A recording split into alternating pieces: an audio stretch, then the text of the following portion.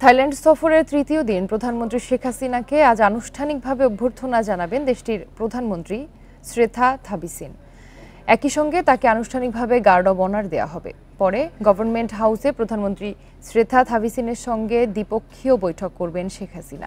বিকাশে কম খরচে ক্যাশ আউটের লিমিট বেড়ে 50,000, প্রিয় এজেন্টও 2টা। এতে দুদেশের স্বার্থ সংশ্লিষ্ট বিষয় ছাড়াও গুরুত্ব পাবে জোটভুক্তির প্রসঙ্গ। পরে যৌথ সংবাদ সম্মেলনে বিস্তারিত জানানো হবে।